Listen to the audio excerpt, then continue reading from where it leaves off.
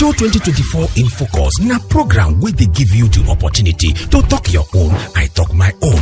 Every Monday to Friday, 10 o'clock. TMC TV Radio. Make you no forget to say, na as we dey see am, na so we dey talk am. We no dey take blame. As Governor Obaseki administration, they come to an end. In order for 7 years and they complete, they go 8 years.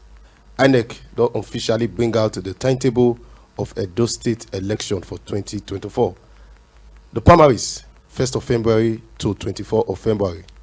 Submission of candidates, March 28, and the election itself, September 21, 2024. This one I make TMC bring one Ogbonge program come your way when they call Edo 2024. This program, we go to look the election matter, the primaries, the election proper, and everything when it gets to do with the election. And today, we get one gentleman for the studio. My name na Ifunanya Okweze. Eshofune Dari. Nosa Ere. And we get one gentleman, and if you look his face, they smile, and then you go see the way always they smile. We get Anselm Ojezua. Good morning, sir. Good morning. Well, the name still remain Anselm Ojezua Barrister, and we dey call him the Digital Chamo. And the man we don't serve since 1999, he don't turn down for so many things for the state. He don't play politics, he don't do government. The four corners of Edo State, he don't reach him. He even want stand, they look again, say make it pass the four corners again.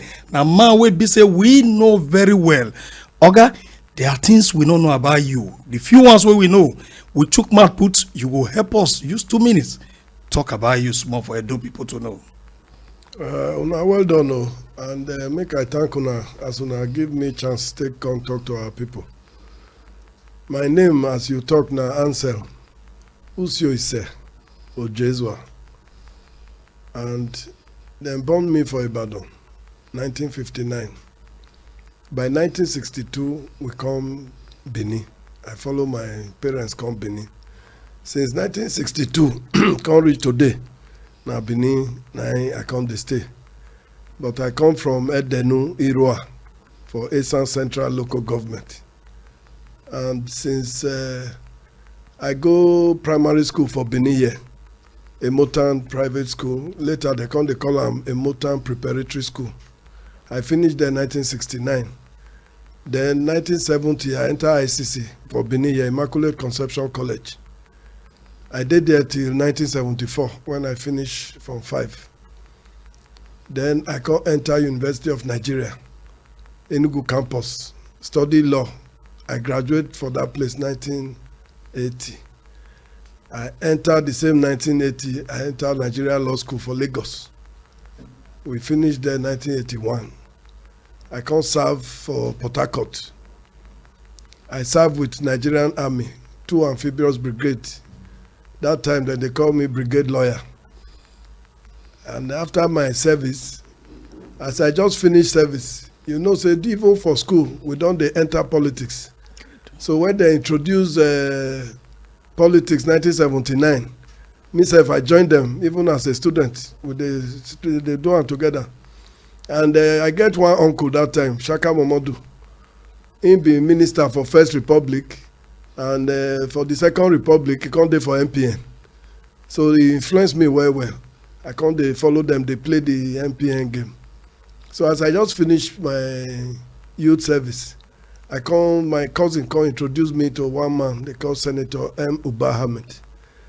Now Senator Uba Ahmed, he really groomed me because he be senator that time. That time he come from that time na Bauchi, what is now known as Gombe, because he from Kaltungo. So he come be say that very time when I meet him, himself they struggle, he want become national secretary of MPN. He want challenge what they call the establishment, because the man wey did the post before na Suleiman Takuma, and na him the big men support. Okay. But Uba Ahmed challenge the man and the big men. Me, I follow them, go coordinating campaign for Lagos that time, and he win. As he win, he come me be the tell am make he help me look for work for Lagos. He come tell me say he no go gree make I work for another person. Say the way where I take handle in campaign, he want make I work with him. Wow. That's why I come take work with him. I remember that time, our late leader, Chief Tony Aneni, he come Lagos, come see my oga. He come see me inside there, they control things. He come ask me, say, wetin I dey do here? I say, na work I dey work here. He say, how? I say, na so I just say am. Come leave me. After some time, he called me. As he see me dey waka, he called me, say, he say, you know, say you dey 10 years ahead of all your mates. The level where you can reach so. I tell her, I say, na God hand, na everything dey. And since then, true, my life, na God hand it dey. And God never fail me one day. So as you can see, yourself don't talk am. I don't walk around. I don't do many things. Yes. You know, I be lawyer. I try to practice. I practice. I been get good practice, but the politics not let me live. Good. Because my papa na community development. Before then, he be teacher. But as a teacher, he can't do adult education on his own.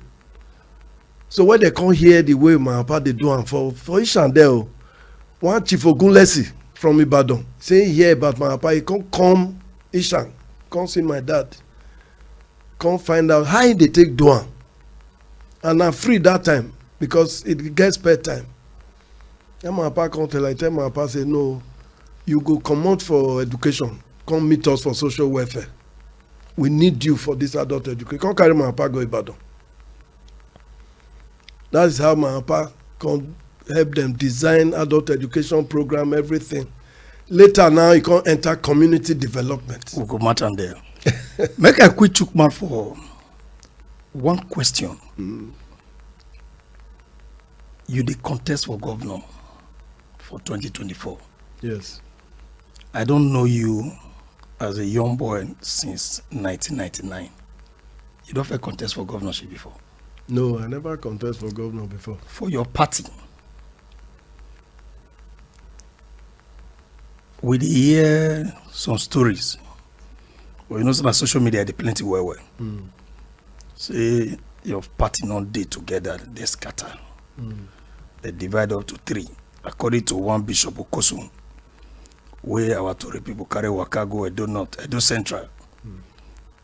Decided a few days ago, say the faction now don't reach 3. The legacy group coalition, the governor group, even the present deputy governor, he don't get group. So they don't be 3. Which one you belong to? You see, that's now one of the reasons why I offer myself. All this problem, not be today start. This not just this round. Round 1 start between Igbenedion and Aneni. Round 2 between Aneni and Osumbo. Round 3 between Aneni and Oshomole. Round 4 between Oshomole and Pastor Izeyamu. Round 5 between Oshomole and Obaseki. Round 6 between Obaseki and Danobi. Who's next? So this whole thing don't tire me. And not be only me. Even people who not there for politics, they worry them. And me, I know, say, a very simple solution. You know, the truth be say, now as we take the handle each other, now they determine how we they take work together. Politics, normally, now brotherhood. For my experience, I don't see politicians where we don't become so much friends. Say, they're friendly to me, past my family. Now, as we take respect, I know if it, like if me and you, they play politics, I'm not going to say because I senior you, you not going to even see my talk. No, you go say something.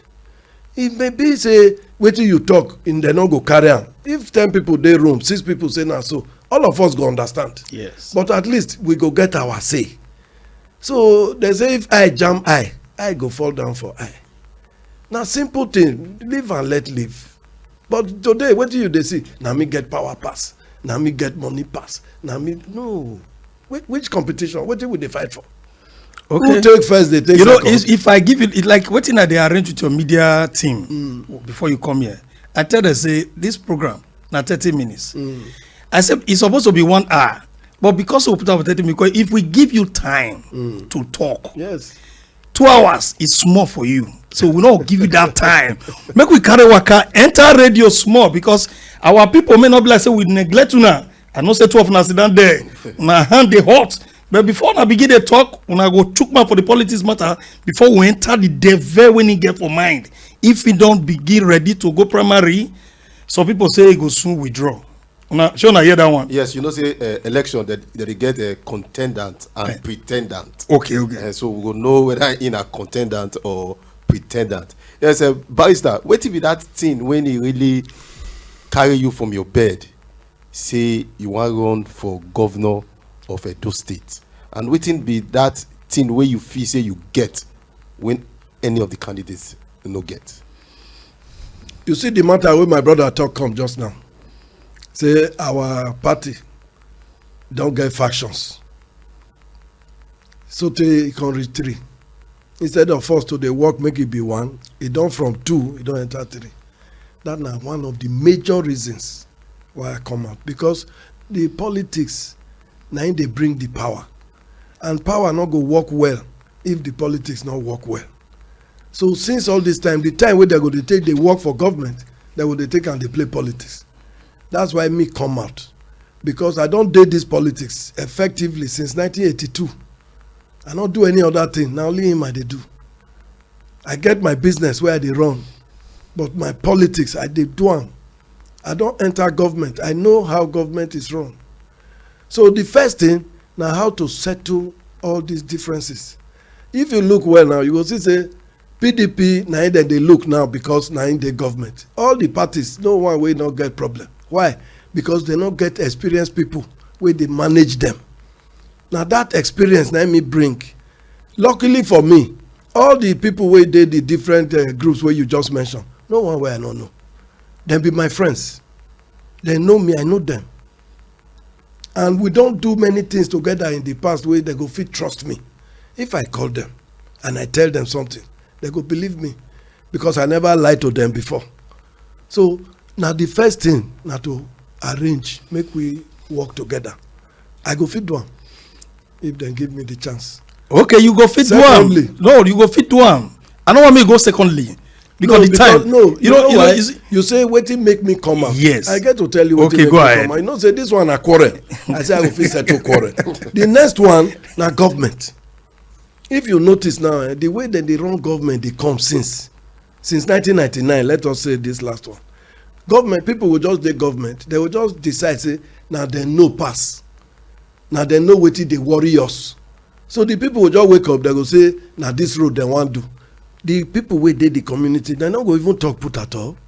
You na don ask them whether na road na im be their problem, which one be their problem pass, na road, na water, na.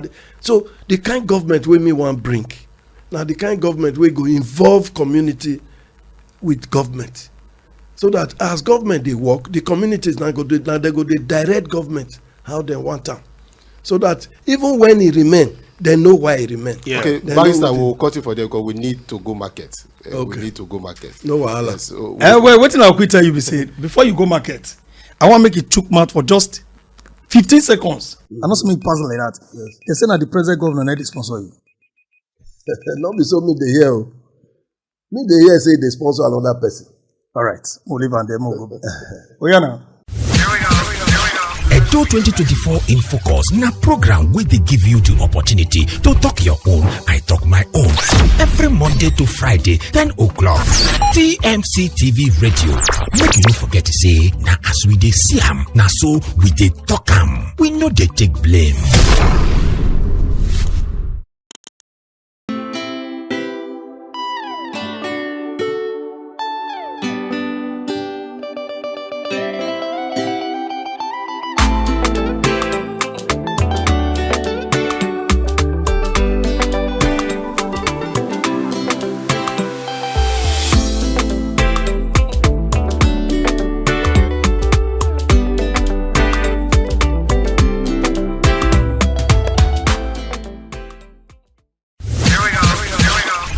2024 in focus na program wey dey give you the opportunity to talk your own, I talk my own. Every Monday to Friday, 10 o'clock. TMC TV Radio. Make you no forget to say, na as we dey see am, na so we dey talk am. We no dey take blame.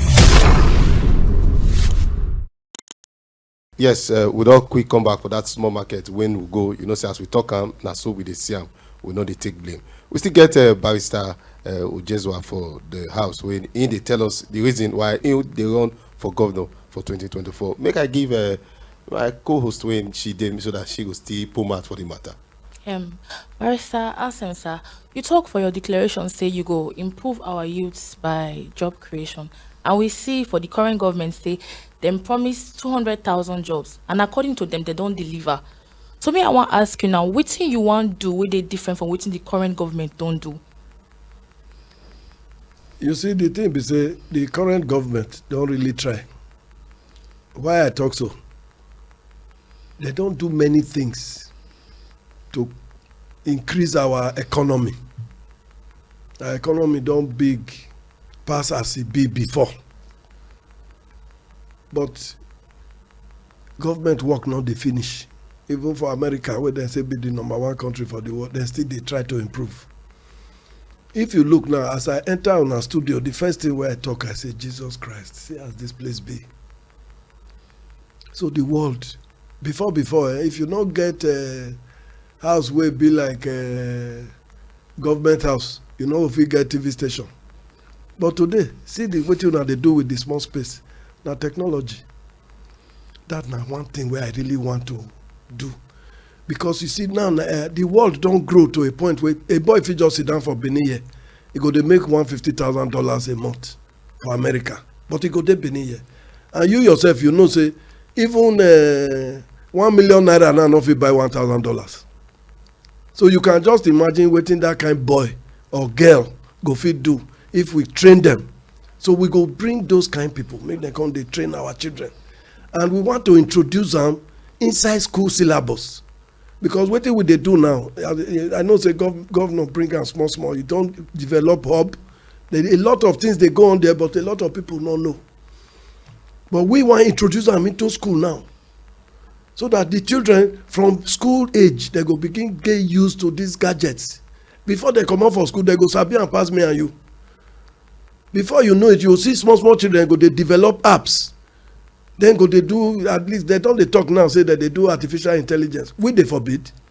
You know they forbid. And this thing not be rocket science. Now what did they their head, now they our head. Now to just push them small, you will see these children go begin fly. We want to introduce them to them. We will do that kind of thing. Secondly, we they talk, say, you know, say for Edo, we they very proud. Education wise, we they #1. But if you look well, you go see say the food where we they chop, not be with the producer. So if road spoil, they not say Hausa not see yam bring from north, hunger go kill us here. We get factories here, like Ewu Flour Mill, they use them as an example all the time. Since they set up Ewu Flour Mill before, up till now when they reopen them, now Hausa now they supply them corn, where then they use make feed. All this land where we get here, what do they take and do? We they talk with it that they call subsistence farming. People still they go farm with hoe and cutlass, and they say they want to feed who. We need to change the way we they take do things, and part of government duty now to show the people the way, so that we go do this thing, we go produce food, we go process them. Food, you know, the market day everywhere, and Edo State, governor don't even talk and say Edo State is better located than even Singapore. Because I talked to her one day, I tell her, say, if you fit do what they do for Singapore here, our economy go. He say whether Singapore, I say that na smart. He say because the resources where we get for Edo, Singapore no get. The location where we get, Singapore no get. Me, I dey laugh when I hear people they say they want export. What do you export? Nigeria na market. Nigeria na market so much so that you go see they say that they spend so $1 billion to the import things where would they use for Nigeria. We not fit do some of those things, make them they buy them from us here. So those are those areas I want to look into. We need to deepen our economy. We must be independent. Make it not be say Nigeria, if Nigeria wan crash, Edo State must stand. And e dey our hand. We no go fit go think say anybody go do am for us. If you go Ibadan now, I dey do this chicken processing. I go dey bring machines from China. When I come bring this Ibadan boys, make dem come install am. They tell me say all these machines that they do am for Ibadan here. I just throw away money. Our boys go fit do the same. Those are the kind things we need to begin to introduce, so that before you know it, we not go to go anywhere, go look for anything. If we chop, it remain, then we give them out. So now those are the kind of things where I get. Well, Honorable, you don't do this government well, and you don't understand the government well. Yeah. And where some people they say they be homeboy, some people they talk say we not be foreigner, we still be homeboy. So, some people just they will be say they not go use their mouth to say they be homeboy. People will be call them homeboy. We sabi you well, but you get one thing we want to matter to. We be say it still they touch us. You did government and you did this present government. You be like the face of this government. Security matter and education. Are you seeing man your time? If by the special grace of God you become the governor, what will be an improvement for that area? Because if I say I put money for economy, you don't from youth enter economy just now. So I go leave that area. What do you see for education and security for the state? You see, for education, I first talk on just now. I say one of the areas where we they take proud for Edo, na education. But even then, some parts still they sick. You know, I don't work before as chairman of post-primary education board. Yes. And at that time, people they talk say all the teachers where they for Edo State, they like to work for Benin. They go just pack all of them, put for Benin area. So those where they for Ishan and do not, they know they get enough teachers. Now I say, okay, make me even find out how this thing be. I can't tell them, make them find out how many schools we get, how many children we get, waiting, how many teachers supposed to day. You know what we find out? We get about 5,000 teachers that time when we need 15,000. So even the teachers where they for Edo South, where they been, it not even reach. From then till today, I'm not sure say the situation don't improve. Are you sure? I dey tell you. Let them give you the figures now. Meanwhile, the population they increase. You know, as Oshomole come, it begin improve public schools. Yes. The population go come, they increase. As Obaseki come, they improve the standard of teachers. Of course, the population go begin increase. And the more they increase, the more teachers you need. So that's not the area where we go look.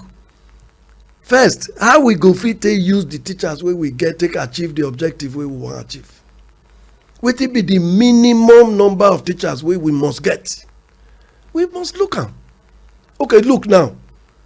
One thing where they worry me, and I never still know how we go to resolve am, but we must find a way. Now, local government, they pay primary school teachers. Yes. But the primary school teachers now state government staff. You don't see them, you go they work for John Holt, you go they receive for. So why? Because state governments they want to avoid because of the huge. Meanwhile, they tell you now say teachers not rich. So that one Nigeria need to look into this matter. So long as local government now then they pay teachers, there is no way any local government go fit do wetin they're supposed to do for our people. And you know say now they near the people pass. Yes. Nobody they go government house. But everybody wants a chairman. What the chairman want give them? So we get to look all those things because education, like I told you, pikin wey papa get money wey not go school. If he like he live 100 houses, in 100 days he don't sell all. Yeah. But pikin wey in papa, if he be say not get money, but he manage train that pikin, he leave education with the child. That boy now people like that they buy the houses where rich men children they sell. So we need to train our children both in terms of their education and in terms of the skills where they go acquire. And we need to now understand say the curriculum where we they do maybe e not dey current maybe e not dey current we need to go and look make we know exactly wetin we go train our children so that our children even if they work every day here, they work for America, they work for Germany, they get money, it go impact our state. Now we go still benefit am. Good. So Security matter. as for security, you know, the truth be say, the major problem for our security na first these people wey dem dey thief people now.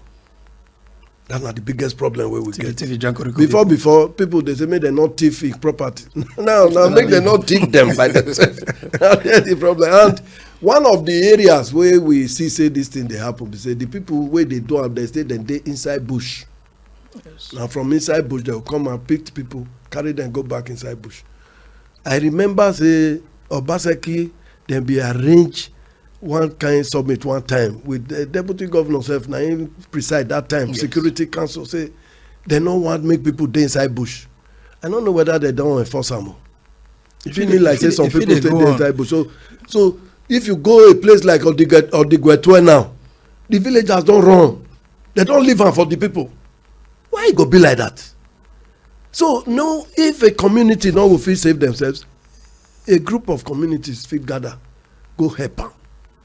We no want anybody inside bush. Our hunters go help us well because they know where they no know inside that bush. They know where those people dey.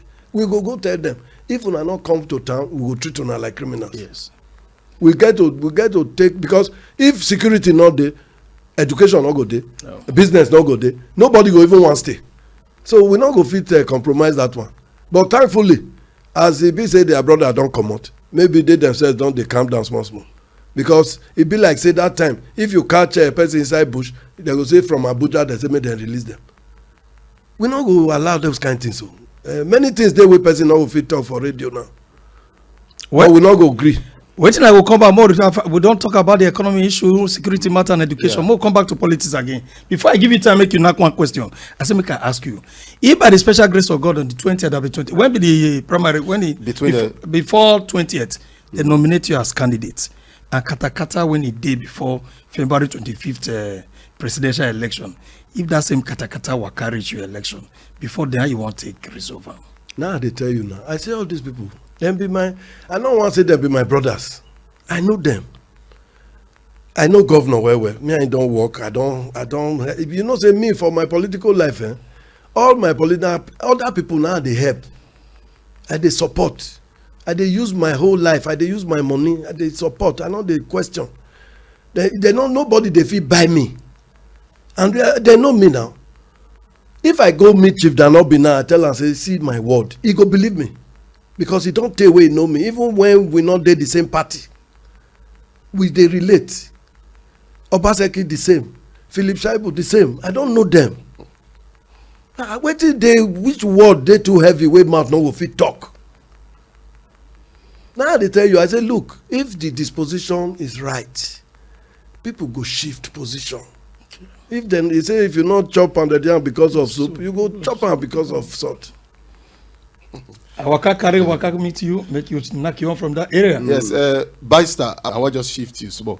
You see, as former party chairman for state, and you don't take for politics for a very long time. Now, waiting you get to talk about this zoning matter for Isana party. You support the people who say it must be ASA agenda or the person with the cap fit make it carry on. You see, this matter not be today start to now they give a name, they say zoning. We know as we take stand because all of us for Edo State now the same papa we get, whether you be Benin or you be Ishan or you be Afema, all of us originate from Benin here. So part of the problem wey be dey PDP before now this issue of where governor go come from. Me, I from Ishan, but I dey among those wey support Igbenedion that time say make them give a donut because they never get a chance. So today now, Edo North don't do governor, Edo South don't do governor. So the only area we never do na Edo Central. Yes. So normally, if as I walk around for the past few months, I don't go around many leaders for Edo South, Edo Central, and Edo North. most of them wey I don talk with, na dem dey even tell me say na una turn now, na una turn now. So no be waiting, dem go say na by force, by fire, by force. Na negotiation. We go persuade each other. We be brothers. So the man say, okay, today you fall for me, tomorrow I fall for you. So going round, most of them tell me say na una turn. Everybody knows that. But the truth is, the person wey go fit do the work na person wey all of them get confidence in. Person wey dem know. Politics na goodwill now. You go fit trust person wey you no know. All right. It's about trust. Before me go leave my children for your hand, I must trust you. And before you can trust me, you must know me. And that na the luck wey me get. Na this Benin na I grow up. All my political better positions wey I don get, na Benin people dey help me since. So I believe say na Benin go still help me take do governor. Derek, I know say na women matter or women question that you go ask. Say the power, if you don't have the power, how the women inclusion will be. I know say that one you want to ask. Yes, sir. I been want to ask you, sir, Barrister, sir, wetin you want do to empower the women of Edo State when you don't be governor? You know say if you dey do something and you want to do am correct, put am for woman hand. Once you tell woman say see as you want am, say as you want am, you see all this quarrel wey we dey quarrel, so you don hear woman name inside. Yes, sir. So a lot of the things wey I dey do, I go involve women because I no want make it fail. You know say people talk say pikin wey woman back, e no dey fall. Me want make dem back me, and when I reach there, na dem go still help me take do this work wey I wan do. You know say our women, a lot of our women, and then they feed their family. I no go say out of shame, I no go fit talk the truth. The women, so those of them wey dey do market, I go multiply their capacity, go reach where e go reach. Those wey get handwork, we go find out ways and means wey we go take help them, because at all times na our economy we dey take am help. E get some, I'm sorry to say this o, I sure say if you ask Obaseki, he will be able to tell you something. E get some men now wey you go give fertilizer, you give them corn, you give them this, you show them land sef wey dem go farm. Before you even reach where you dey go, you go hear say that your fertilizer don reach market. But women no be like that.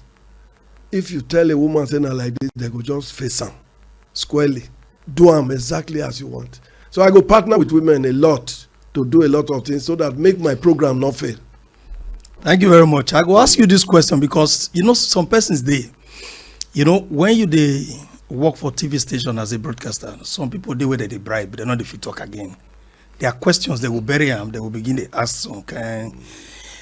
This question, when I want to ask you, I know say you go fit answer them because no question where they don't give you one day. If you know fit answer, I know say they dodge am. But this one you know dodge am. Mr. Governor since 2016 don tanda for this state for 7 years now, which you dey part of am. And I remember after 4 years, when that disgrace come, you tell am say, I no go let you fall, I go stand by you. Now not reach today. And if you watch since 2016, let's say 2017, Alagodaro issue come, Gelegere issue come, Industrial Park come, so many things come. And we come to see something hub, do best, and so many of these things. And if you see them, now development will be say we never see since the man bring them. But I'll tell you one thing, and this question you will answer them. All these things to our own understanding, it to the international and foreign, let's say they up. How you fit take this thing to the local, because you don't be body for this state. How you fit take them to local? Make the people at the local level understand the way the governor don't do for almost 8 years now. You see, the truth be say, all those things where you see governor they do, it be like you they lay foundation where you want to build skyscraper. That foundation, it go deep inside. But person where they look at us, I not go see them. And meanwhile, none of these projects be one day work. So I no go to blame people where they say it's too international. You see that Benin River Port. God don do am say na only Edo na im get port surrounded by solid ground. Yes. All other ports all over Nigeria is surrounded by swamp. What advantage that one bring? It means all that area you fit get plantation there, you fit get processing industry there, and you fit get, and the port already dey there. So they no need to travel to get things, to ship out for market. That port, by the time e start to work, Edo state government economy too small. People we dey Edo, we alone no go even fit use the port finish. So that port na central, and we need the port because by the time the industrial park take off, e not too far from the port. Yes. Once they finish, anywhere they wan carry am go, they go carry am go, even if na inside Nigeria. Because I know say one of the plans wey dem get, whether dem do am or not, we go continue with that plan. Yes. Na to do a dual carriageway from that port area, Giligili, go reach Edo North, that Okpila side, so that we go get container terminal. Do you know that as this our port be, even when Lagos port dey congested, dem fit dey transfer some of their things come here. Yes. Then we go dey help dem dey distribute am to Onitsha, to even to North. So Benin dey very seriously located. But now because it don't be like say you wan build 3-bedroom bungalow, na big job. By God's grace, we go make sure say the thing take off, because those ones we need them. We need them more than anything else. Say the truth be say government, not be government supposed to dey employ people, dey pay salaries, dey do. Government supposed to dey regulate those people wey dey employ people. And one thing I go congratulate Obaseki for. You see this issue of modular refineries. It don't take away with the hear am. They go say that they build, they finish. You're right. But we have two now. They just start and they finish them within time. See this Azura. Now during Comrade, now it come. Azura, they go phase 2 now. Some other areas, they never even start. All these things now then go form the backbone of other things wey go come. At a stage, government no go dey control all these things again. They go don take on a life of their own, and our children go enjoy am. And the truth is that our brothers in diaspora, e get some dem every month they dey send money home direct from their salary. That money wey dem dey send home, if they invest am for some of the initiatives wey we go introduce, those initiatives, their brothers and sisters go either dey participate in them or they go dey benefit directly. So they no need to dey send money. They go invest am. The money, when the money born money, e go dey take care of their family. Yes. So there are many things wey we go do. And once you like that industrial park now, once that industrial park take off, the people wey go work there, plus their family wey dem bring, not be somewhere they go stay. All right. You are now building new towns. You are building new hospitals. You are building new schools. You are expanding your economy. So the thing, I just pray, make we fit do am. We cannot fail. All right, we cannot fail. Say before I sign out, or before we sign out, we'll give you 50 seconds. May you talk to your delegate from here. We won't just give you, no worry, no pay put. It's free. Thank you very much. You see, this thing where I want to talk, I don't mean to take offend anybody, but now the truth. The truth be say, many things they happen around us. We dey take eye see am, but we no dey benefit. And na im be the problem where I believe say e dey ground. So this opportunity wey una get as delegates to take go vote, na to vote the person wey go involve una for the schools wey dem go build for una place, the roads wey dem go build for una place. Na una hand e dey how una go involve. If you like, sell am, give somebody. 4 years time, I no wan hear anybody dey complain. So if una no want to complain, vote for me. We will work together to make sure say government go deliver to the people, and we dey government working with you together, we go make Edo State a better place. Because my belief be say if you qualify to make me governor, you must be qualified to govern with me. Thank you very, very much, my people. Una don hear from the main person mouth, because na those days they say the horse's mouth, but now you might be nice down. So the main person mouth now I hear from. And he don't chook mouth for ogbonge things when he go do. By the time the party nominate him, may come become the party candidate when time reach. In scenario since he don't talk, when I don't listen to him for the past 20 minutes, he did not come. You know, the whole break. He don't think before he come here. He know what he want talk. TMC TV radio podcasting na one station, ogbonge station when he did Bini. When he sabi do the matter as he see him and as we see him, na so we dey talk him. We not dey take blame. All of us still remember who I be, Nusa Ege, and my people dey background. And I know say, well, I'm not go call on a name again. I just to sign out. Now they wait for. I greet you now. We greet you too. Thank you, Barrister. Thank you very much. Una well done. Thank you, sir.